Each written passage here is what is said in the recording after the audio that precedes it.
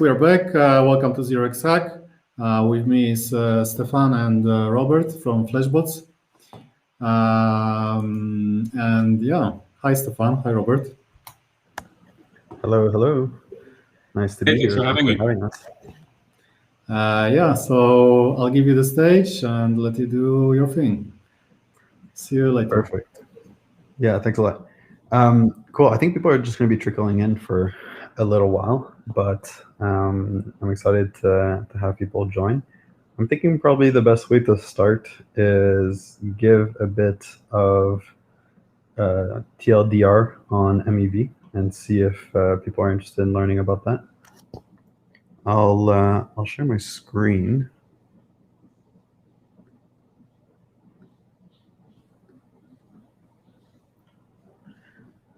So probably quite a few people have seen this already. It's a dashboard that the FlashBots team put together that attempts to track the amount of MEV being extracted on Ethereum today.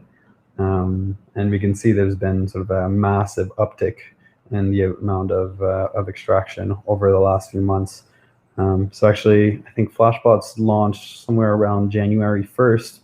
At that time, there was only about 160 million worth of extracted value, but now it's really gone up over the last 5 months, 6 months. So yeah, MEV seems to be on a trend that can't be ignored. I set a bit of a provocative title for this talk. I think I set it to how to make $1 million per month as a smart contract developer. So maybe one way that we could make this interesting is by talking about the various different opportunities that I see there being with regards to MEV on Ethereum, but as well as on other chains today. How an engineer just on their own are able to get involved in building on top of MEV, and if they're interested in money, they are interested in there's sort of an easy way for them to quit their job and go full-time MEV if they wish. But I think for many, it's also just a very interesting problem and something that they like to think about. So we'll talk a bit about MEV, talk a bit about FlashBots, talk a bit about a project called Alchemist and some of the stuff that community is doing. And then I also have Robert Miller joining me from the FlashBot team. Maybe you guys have seen some of his threads on Twitter. He does a great ELI5 of MEV and all the cool stuff that's been happening. So I thought maybe he could jump in and provide some color on some of the interesting activity we've been seeing over the last few months. Seeing a couple of things in the chat asking if this is still happening. Maybe a question for the viewers. If you can hear me, do you want to type in the chat, say a quick hello, and so I know that I can hear you guys. And then feel free to ask questions as we go. I want this to be like fairly Q&A driven. So if you have questions while I go through this, it would be great to tackle them. We got a heyo. Okay, sweet. I'll keep talking. So MEV has collected about $700 million worth of value since beginning of last year. Interestingly, this number is both the amount of value that belt operators have made, as well as the amount of value that miners have made. It sort of tries to represent and split the amount of value that is allocated to each of these different parties. But this is like very much so a lower bound. So this dashboard, we published it sometime in January, and it attempts to do a very simple analysis of how the MEV is currently being distributed, but it fails to capture a lot of the activity that's going on chain. So maybe you want to talk quick. Question in the chat about what MEV is, maybe you want to give a quick ELI5. Actually, Robert, do you want to do it? I would be happy to do so. So MEV, the canonical definition is miner extractable value. It is the value that could result from transaction ordering on a blockchain. Typically, when people use MEV, they're talking about Ethereum today because that's where the most amount of economic activity is going on in crypto today. And if they so wished, miners could reorder some of this activity. They could insert their own transactions into it. They could censor other people's in order to capture some profit from doing so. So for example, oftentimes the prices between different decentralized exchanges will get out of equilibrium. You might be able to buy DAI for a low price on Uniswap and sell it for a high price on SushiSwap.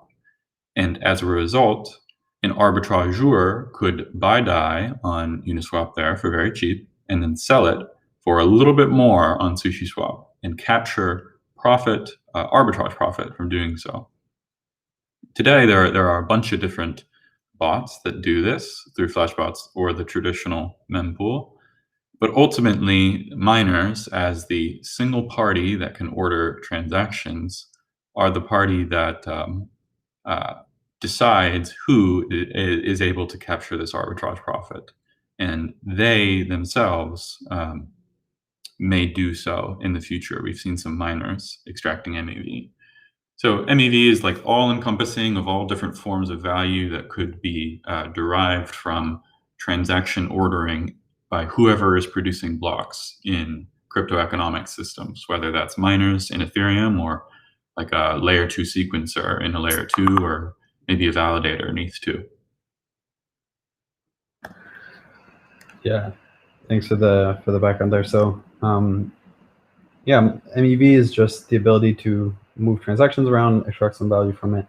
Interestingly enough, I think people might have heard of front running in traditional financial markets, and that being, or like high frequency trading.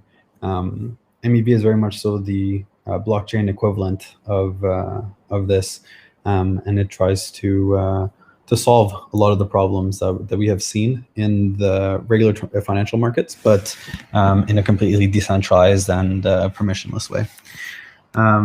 So what does MEV allow you to do as a builder on Ethereum?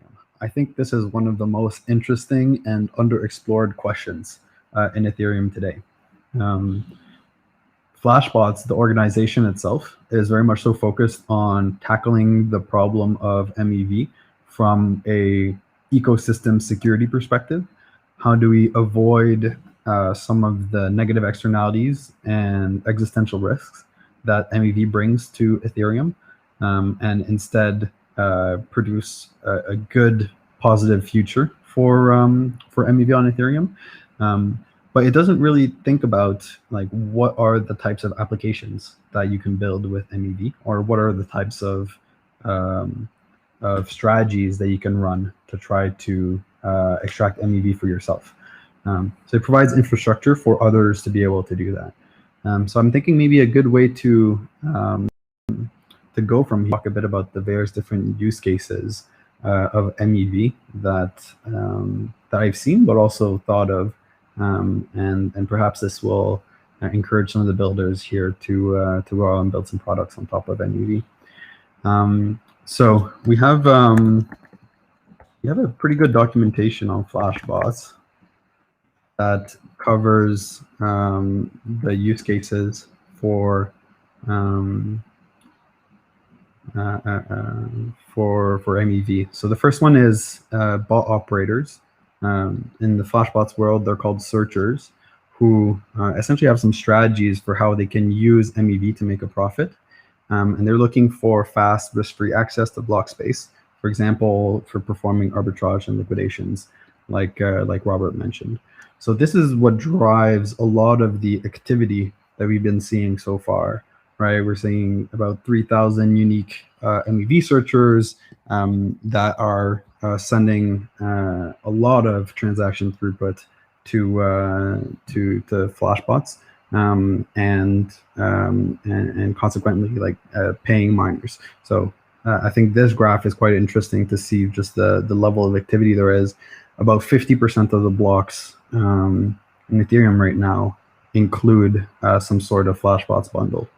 And I'd say the majority of that is these bot operators are doing either liquidations, arbitrage, or some of the more funky strategies that Robert has been reporting on. Another use case is Ethereum users looking for front-running protection on their transactions.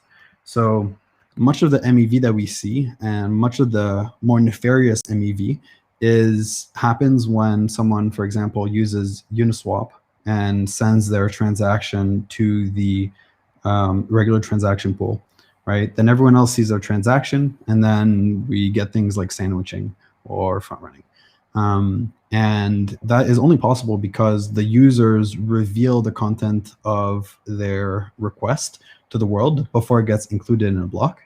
But if they use something like FlashBots instead, they can route those transactions privately to the miners and get them directly included in the chain, avoiding front running.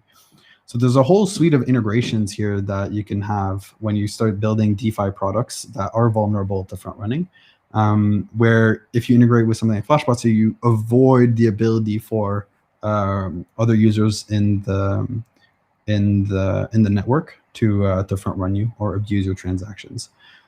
So an example of that is a project called Mystex. So Mystex is one of the projects that comes from the Alchemist community. Essentially provides a front end for Uniswap that allows for protecting against front running.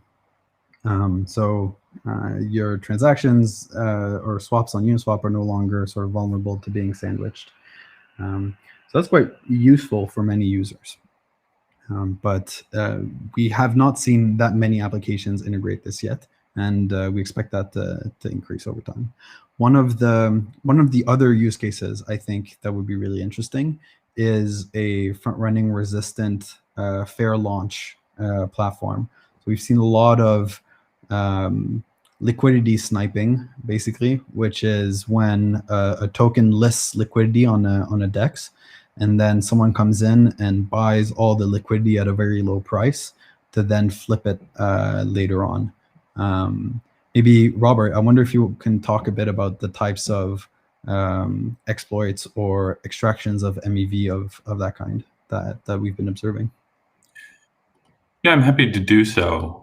I can find it on my Twitter. So if you're interested, I love to go through what happens on FlashBots, the kind of things that searchers are doing, and I try to pull out the most interesting strategies and talk about them, because people are playing these really complex games. They're constantly evolving. They're in a very adversarial environment. And so you not only have searchers that are trying to extract MEV, but they're trying to extract MEV from each other as well.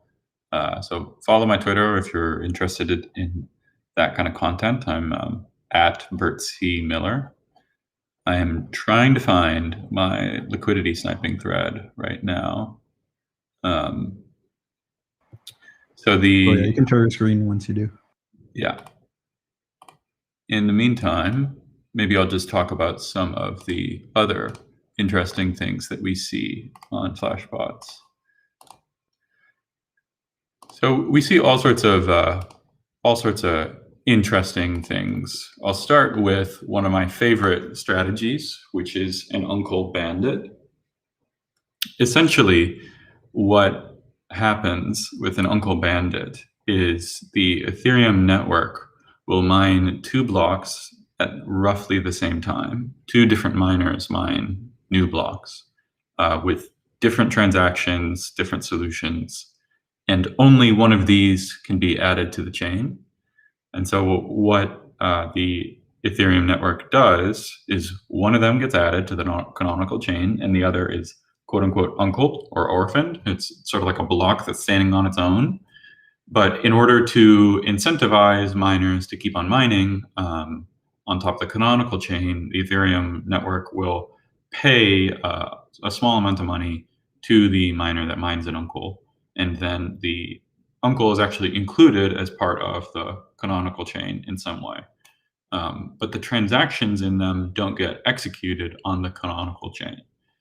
So there's this interesting thing where uncled blocks are available to basically everyone, and transactions in an uncled block are available to anyone that's looking, but those transactions have not been executed. So they're valid, but they're like transactions in the mempool. They're public and valid, probably. And so one searcher on FlashBots had this strategy whereby they were sandwiching other transactions by sending bundles through FlashBots. And theoretically, these bundles should never become public. But their transaction had landed up inside of an uncle. You can actually see it here. I don't know if this is meaningful, but this is the hash of the uncle that happened, and then this is the hash of a SandwichBots transaction that landed inside of an uncle. And then, since their transaction landed in an uncle, this SandwichBot and their transaction was public and it was valid, but it was not executed on the canonical chain. And so a different SandwichBot picked up this transaction from the uncle and put a sandwich around it. So you had someone else sandwiching a SandwichBot that landed up inside of an uncle.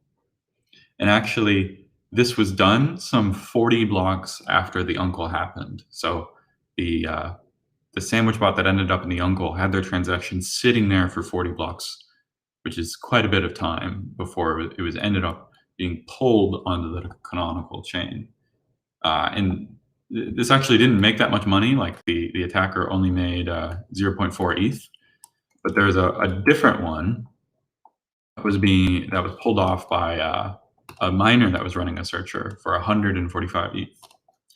So there are these liquidity snipers that Steph was telling you about, whereby they will watch the mempool for new listings on Uniswap, and they will pay a boatload of ETH to be the very first transaction that can buy tokens in these new listings immediately after they happen. So on the screen here, you can see a screenshot of a transaction where a bot was buying this token called Sato. They did this immediately after it was listed on Uniswap, and they paid the miner 81 ETH in order for the privilege to do that, because they could then sell these Sato tokens a couple blocks later for 10x that. We've seen bots make millions of dollars doing this. And this particular liquidity sniper, somehow their transaction ended up getting sandwiched by Ethermine SandwichBot. You can see them on this green line here as the 80 ETH FlashBots transaction between a sandwich buy and sell. And since we had already had an uncled block before, I sort of had this tech in my mind and I knew what to look for. It ended up being the case that our liquidity sniping transaction was actually included in an uncle, and then Ethermine's bot sniped them out of the uncle and onto the canonical chain. So this is what that looks like, actually, step by step. So Ethermine, they front run the liquidity sniper. They buy Sato tokens with 200 ETH. That's was at the time a little bit over $500,000. They pick up the liquidity token sniper from the uncle and they insert that into their bundle. So after Ethermine's searcher has raised the price of Sato by buying $500,000, the token sniper buys 68 ETH worth for much less Sato tokens.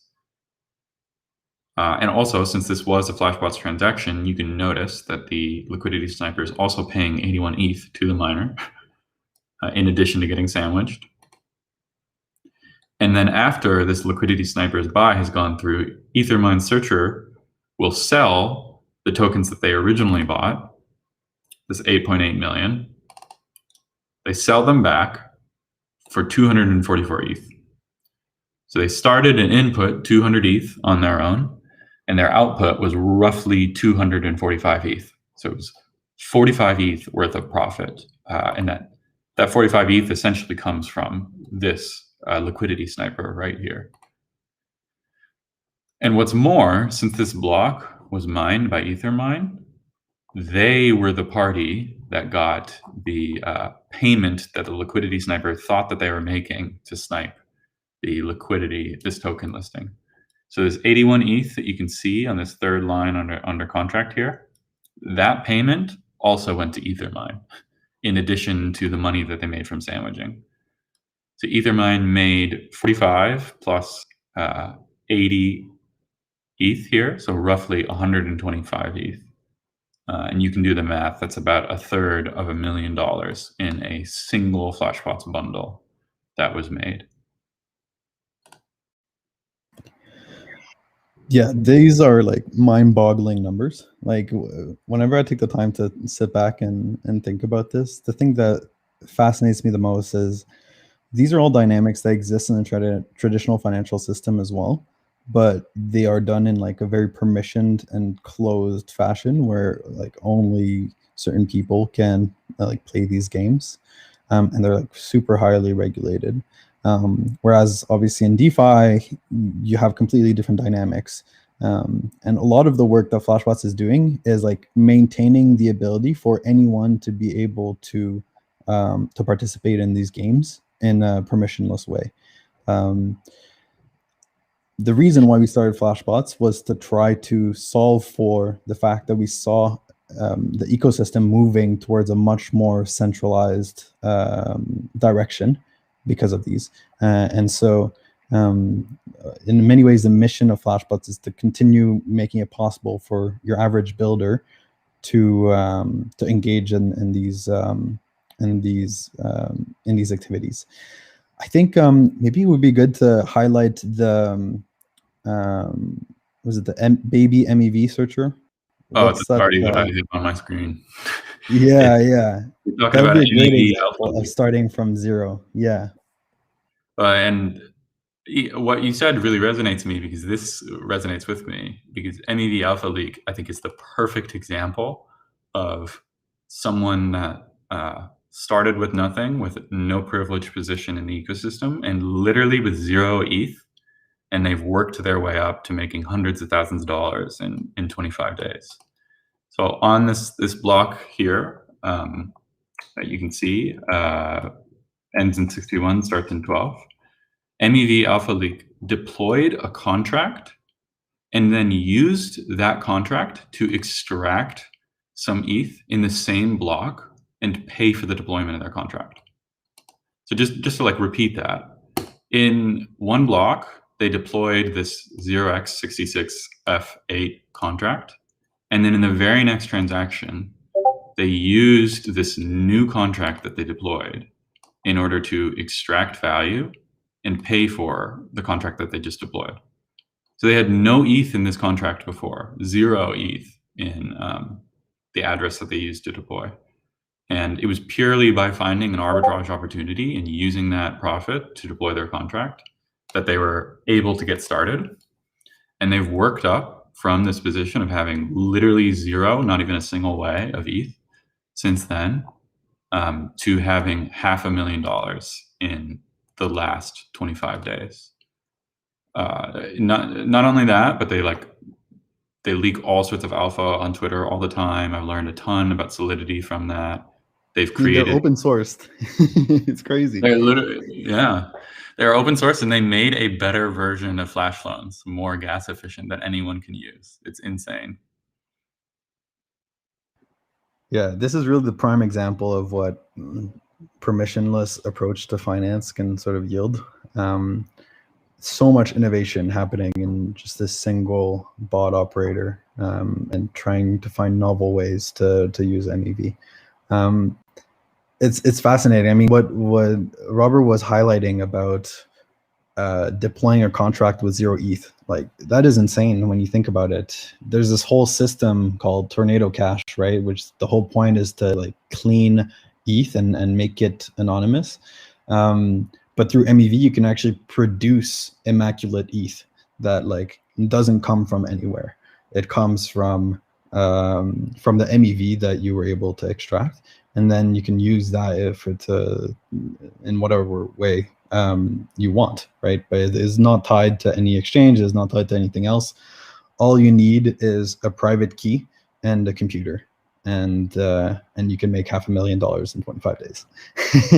It's crazy. It's insane. It is, and we've seen this happen with a couple different bots too. So one of our longest standing bots, I think it was like 15 or something like that on FlashBots, 0x3e4d. They've literally retired. They started out with 50 ETH. You can go to their contract and look. You have 50 ETH in their account balance. And then by arbitraging a bunch of different dexes, they made 250 more in a little bit over a month. And then they just withdrew their money and they're not doing anything anymore. About $1 million in a little bit over a month. And they stopped botting altogether. Yeah. I keep seeing these tweets on Twitter which are like from TradFi people, and they're like, oh wow, I wish I was in finance in like the 80s and 90s when like it was really easy to find alpha and run with it. Like this is exactly what's happening right now on Ethereum. Like some relatively simple strategies, if you're willing to put the time into building them, can have like very high yield. You know, that being said, the level of sophistication is building extremely quickly, because obviously when there's so much free money on the table, people are gonna rush for it. Cool. Is there anything else on the bot operator side that we should discuss? There's like always more. So the last thing that I would note was, even this week, in the last week, there was this fix from a project called Mushrooms Finance, whereby a MEV searcher could take yield from Uniswap LPs. And this is like actually a very simple thing that you could do. You could call it an exploit, or you could just call it's like the equivalent to sandwiching for this project called Mushroom. And I think this was like relatively straightforward. It didn't even require that much money or that much thought in order to make this work. And I think it's another great example of how if you're thinking about these sort of things and looking for them, which not very many people are, there's a lot of value out there to be captured. And I will leave it at that and pass it back to you, Steph. Cool. Yeah, if there's some people that are just joining, feel free to drop comments. I think that's in the YouTube chat. We can see pretty much everything, and then yeah, we'll try to do some Q&A as we go as well. I'm thinking perhaps an interesting thing to talk about are some of the more user-focused use cases. So how can like an average DeFi user think about MEV, and how can someone that's building a DeFi product think about MEV? Very much so, this is going to be inevitable that everyone's going to have to think about it, but it's good to start getting some conversations going in these early stages, so that people are ready. I'll share my screen again. Could you explain time bandit attacks? Okay, yeah. Robert, while I share my screen, do you want to talk about time bandits? Sure. So one of the things that we're trying to avoid at FlashBots are miners doing things that would destabilize the consensus of Ethereum. And a great example of that would be time bandit attacks. These come from the fact that sometimes MEV opportunities are much larger than the payment for mining a next block or the next 5 blocks or something like that. So if you imagine that there was $1 billion MEV payout on Ethereum, some transaction that you could make that would net you $1 billion or hundreds of million, whatever the number is, then a miner may have the incentive to roll back the chain to go to an earlier version of Ethereum where that $1 billion had not been taken yet, to copy that transaction and execute it themselves, and then mine on top of that block and just continuously mine on top of it and use as many resources as possible in order to get their version of the blockchain to be as long as they can. Because the consensus rules of Ethereum say that the longest chain is the canonical one. A miner with enough resources and sufficiently motivated could go back to a previous block and then mine a longer version of that chain and try to get that seen as the canonical version of the chain after they've extracted some MEV themselves. But of course, this would be like a super destabilizing thing because users are making actions based off of things that they think are final. Centralized exchanges are managing deposits that they think are final. And so having any form of reorg, any form of like going back in time and rewriting the state of the chain would be extremely destabilizing and could lead to consensus splits. And time-bounded attacks, again, are just this thing where miners could try to go back in time, build a longer version of the chain where they extract some amount of MEV, and then try to get that seen as the canonical chain. And that's a result of MEV payments being really large and larger than the payment for mining the canonical chain. Yeah, that's right. A lot of the justification and rationale for EIP 1559 that some of you might be aware of are around this chain consensus instability that arises from having extremely high fees. I think a lot of my perspective is that the high variance in fees mostly comes from MEV. And so if you find a way to mitigate time-banded attacks or consensus instability for MEV, it resolves a lot of the concerns that that can be had around both centralization and chain instability. Yeah, cool. So quick question on how to get started as a Solidity developer with MEV. I was just saying earlier in the chat, there's sort of 3 main use cases for FlashBots, or 3 main use cases for MEV in general. One of them is bot operators. So if you are just a Solidity developer, like this is the best permissionless, simplest way that you can get started. We actually have a,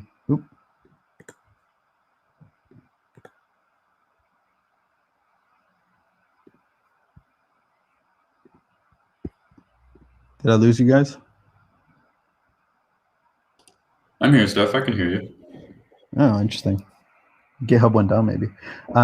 So we have some example searchers. So if you go to the FlashBots docs, there's a simple arbitrage bot that actually provides a good example of how to run a searcher. You can look at the code. The code's open source. The smart contracts are open source. And then you can go from there and sort of learn how various different protocols work, how they build with each other, and where are the opportunities that can be extracted. The other way that you can get involved if you're a developer and you're building some kind of dApps is to think about some of the alternative use cases.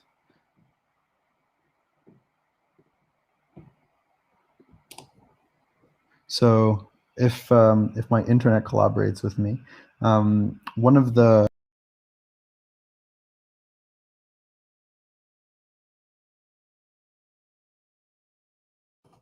I'll pull it up too. Rest in peace, Steph. I think you cut out.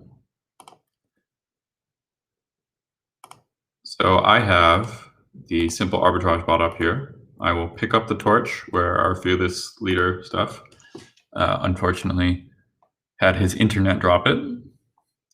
At FlashBots, we want to democratize access to MEV, and part of that is creating examples or actual software that people could run themselves to extract MEV. So on the screen here, you're seeing this repo called Simple Arbitrage.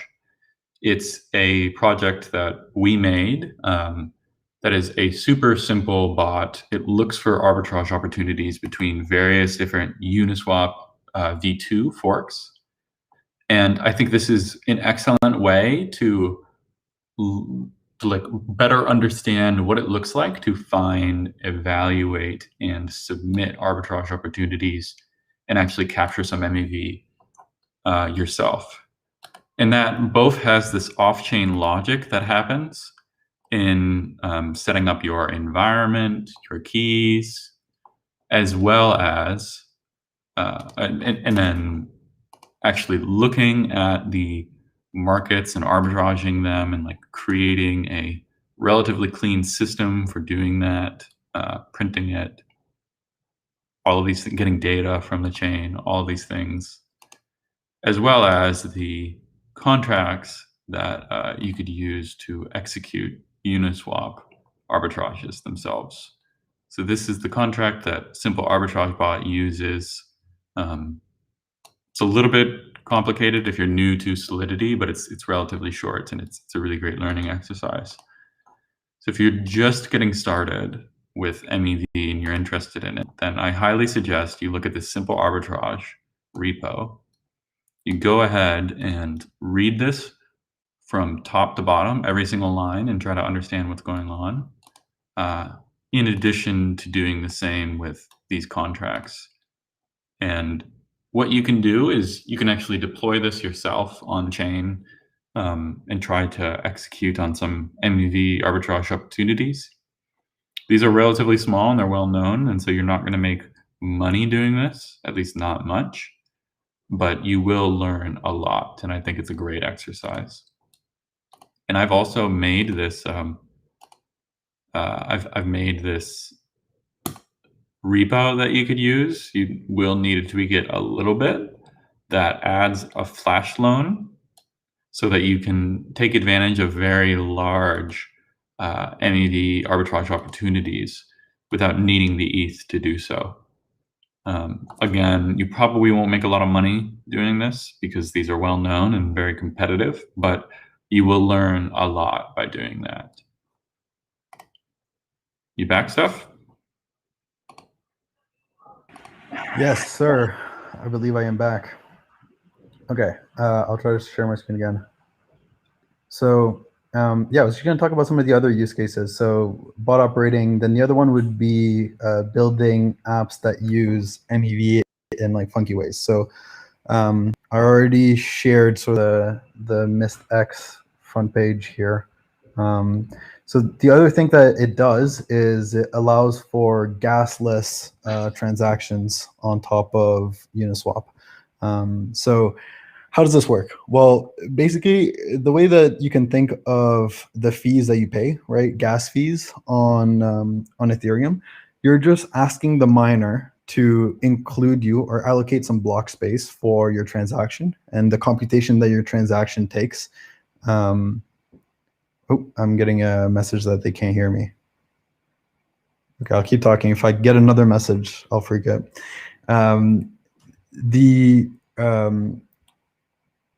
The miner gets a payment from the users that essentially says, hey, I want this transaction included and I'm willing to pay this much for it. But there are other ways that you can pay for inclusion, which is you can pay directly through exposing MEV. So we already know that doing a trade on Uniswap exposes MEV through slippage, right? And that causes sandwiching. What if instead you use the sandwiching to be able to generate value that the miner can then use to include you in the train? So that would essentially cause you to be able to do trades for free by saying, hey, I have this large trade that I'm willing to make on Uniswap. It has this amount of slippage. And then that slippage can be used to compensate for the opportunity cost of including me in the chain for zero gas price. So that's the idea that MistX is building on. It's using both the ability to prevent front running and the ability to use MEV to pay for inclusion on the chain, to provide a novel user experience, which is one of trading on Uniswap without paying any fees. So if you guys have used Robinhood to buy Dogecoin or GME, now you can use sort of the DEX equivalent with Mist. But this is just, I think, the tip of the iceberg. So let's see if I can pull it up here. Actually, one of the largest proponents of account abstraction is sort of the Ethereum term for this is Vitalik. So one of the posts that he made was talking about how it's possible to use MEV or FlashBots as a backdoor to getting account abstraction. What he means by account abstraction is the ability for anyone to pay for the gas of a certain user's transaction. So instead of always requiring that an account has ETH to be able to issue a transaction, with account abstraction, all of a sudden you can do things like pay for transactions in stablecoins or pay for transaction in pretty much any ERC20 that you want, or even have transactions that don't pay for themselves at all.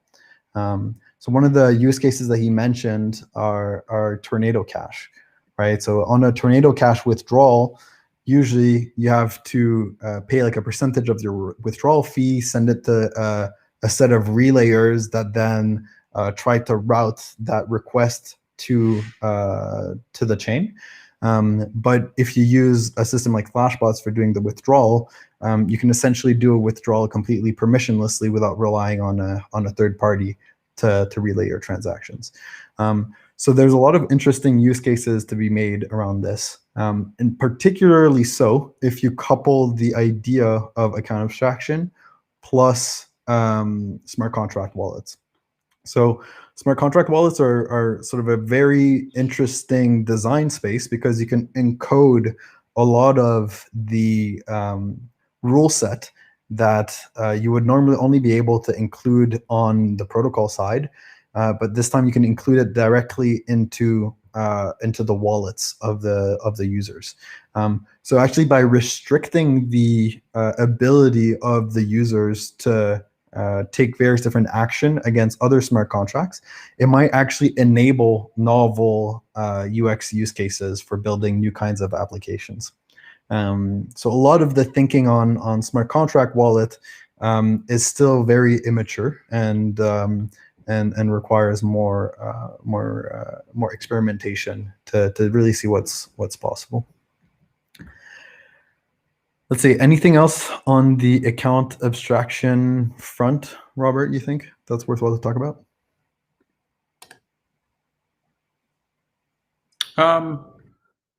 No, I think you covered it pretty well. I can't think of anything else. And there's been some shower thoughts in our team about account abstraction and EIP 1559. I don't know that well enough to talk about it. Do you, Steph?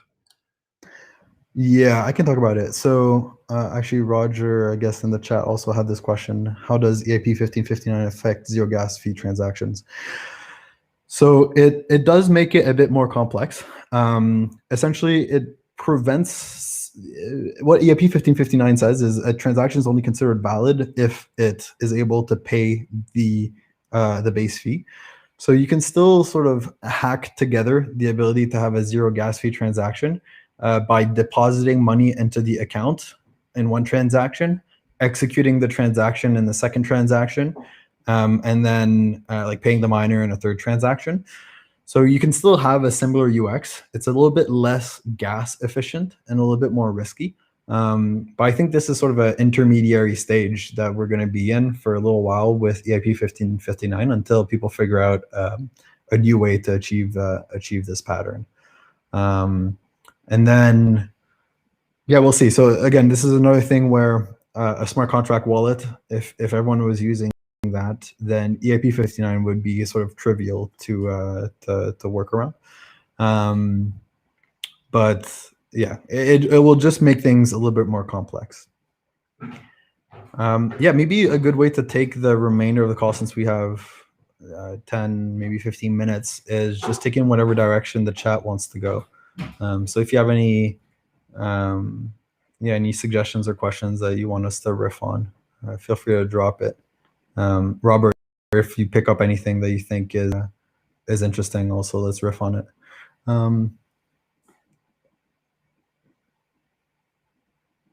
Using ERC20 for transaction inclusion via FlashBots, something that I can reasonably run on mainnet today.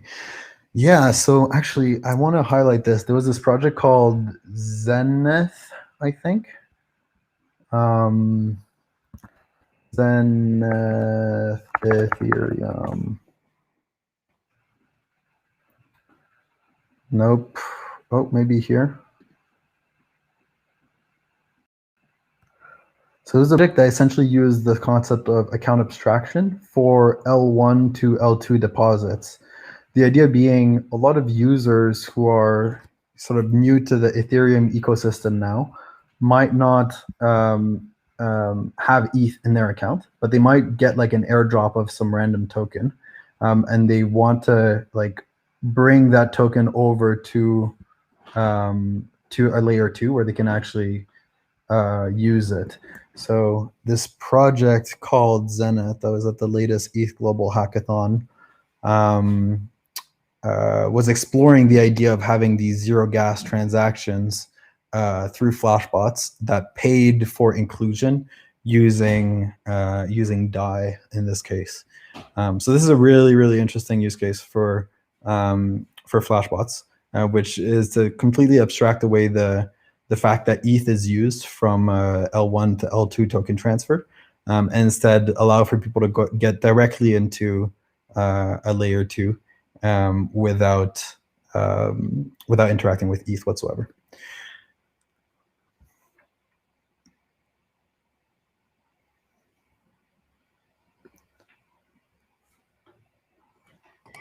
And Steph, what do you think about where people should start with thinking about running their own searchers? Do you think folks should be looking for like Uniswap to SushiSwap arbs, or the long tail of strategies? Like, what's the best to focus on if you want to make $1 million in a month? Just follow MEV Alpha Leaks. Honestly, I think that's the best resource there is out there right now. I think the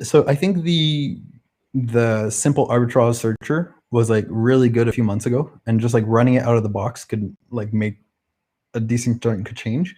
Now it's just been competed away. So maybe the like step one is just make sure you can run that as like the hello world demo of MEV with FlashBots, and then go follow MEV Alpha Leaks on Twitter and try to learn. Who's it? Edgar on our team has been really good at discussing some of the liquidation bots that he's been writing and his thinking. And obviously Robert here, who's on the call as well, has put some really good threads. So yeah, all the alpha is either in the FlashBot docs, the FlashBots Discord channel, or a few Twitter accounts, I think, right now. I agree, and I think that the stuff that people usually think of when they hear MEV, which is arbitrage, sandwiches, and to some extent liquidations, those are very competitive, and it requires like a super sophisticated knowledge of the EVM, of transaction execution, of how to build these systems in a scalable way in order to compete with the likes of Edgar and MEV Alpha Leak. But I think that I think knowing about those and being able to run them like is the equivalent to the hello world. That was a good saying, and you should do that. But once you have some knowledge, of how these systems work, I think I would focus on the longer tail of opportunities of protocols where people aren't watching as much, where there's less competition, because I think there's a lot of MEV opportunity that's not being captured today. And that Ray, what was that thing that happened last week during the big crash? Like Justin Sun from Tron right. had like $1 billion that was up for grabs in liquidation, but just because no one was running a liquidation bot on that protocol, no one caught it. That's $1 billion of alpha that like no one was aware of or like prepared for, and it just happened last week. Yeah, so you're right. Like looking at these like longer tail protocols that have been launching but still have some level of usage, instead of trying to flip their token, it's like a much safer strategy to like try to find ways that you can build bots for them. The risk reward ratio is massive. Totally agree. And yeah, it's insane that there was just that much money sitting on chain and there were no bots that were sophisticated enough to capture that. Like unreal to me. And there's all sorts of other things that are posted in the FlashBots searcher channel too. We have folks from Synthetics that come in and they just post anytime that their parameters are updating, and we'll create MEV. And those things are, while competitive, like relatively less compared to other arbitrage. So I think one way that you could probably make $1 million a month is just finding like a DeFi protocol that isn't in the top 5, but is in like the top 5 to 15 maybe, and getting really good at understanding it and watching its governance updates. And anytime that they update a significant economic parameter, making a bot that arbitrages away whatever that update is or captures MEV in some way. Like if I needed to make $1 million in a month, that's probably how I would do it.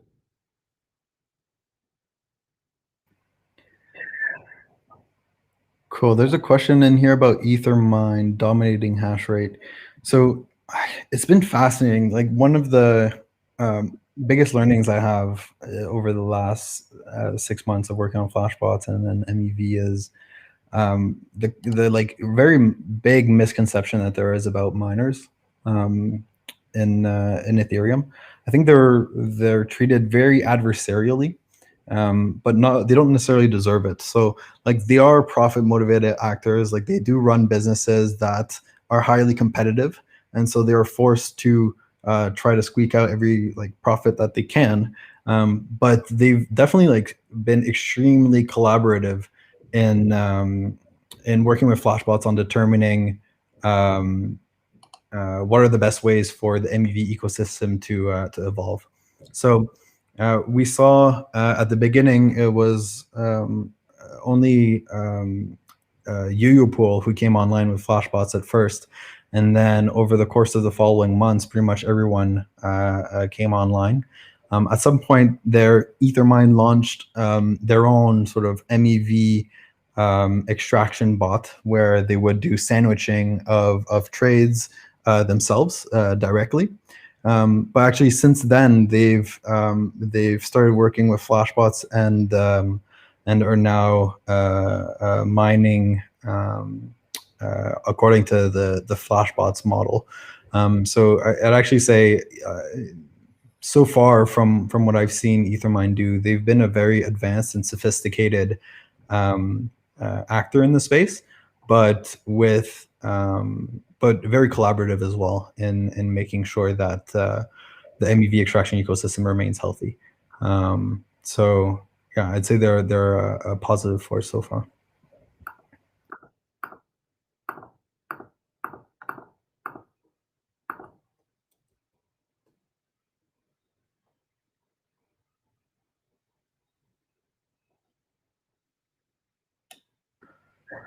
There's some questions in here about AI-powered searching.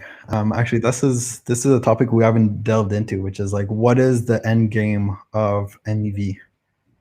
Robert, I'm curious to hear your thoughts on that. I think that today there is like a relatively, I think today you would be able to make more money just by like going to liquidity and writing a bot that actually works, right? And that logic is not super sophisticated, so you don't need AI for that.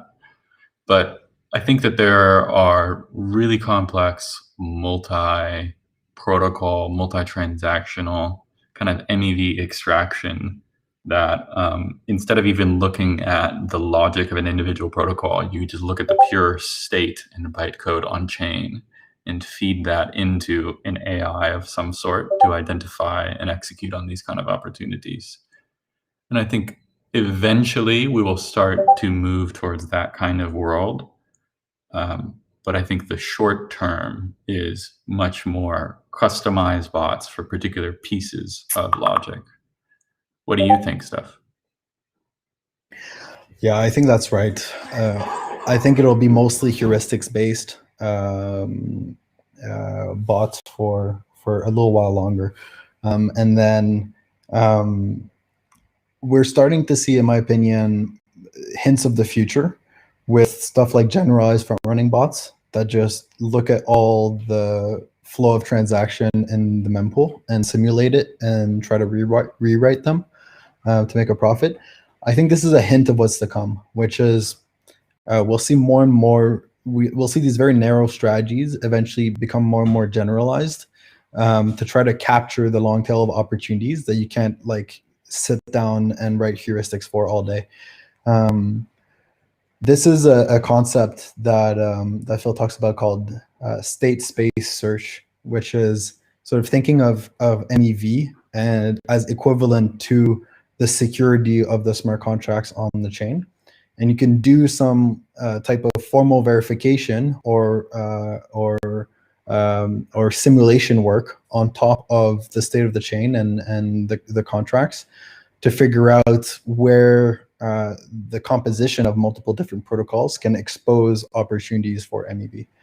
I really think that that's the direction that things are going to go, where perhaps it's not quite AI, but perhaps there are some aspects of AI, in particular, tuning the optimization and the search algorithms to finding these novel MEV cases, both in like historical state deployment, but also on a block by block basis.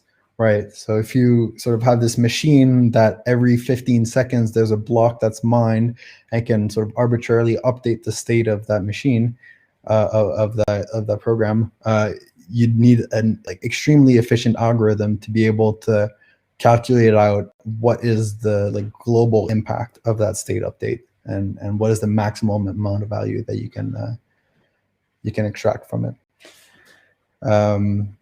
So yeah. I think it requires a lot more sophistication, and we'll see a lot more of the tooling be developed.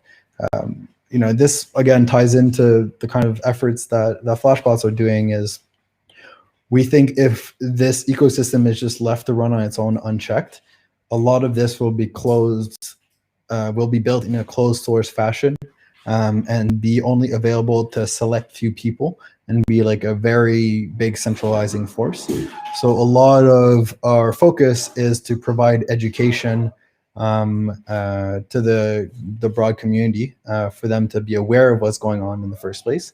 And then second is to try to push for all these types of toolings that are highly sophisticated to be made available to the public and in the public domain, so that we avoid those centralization vectors.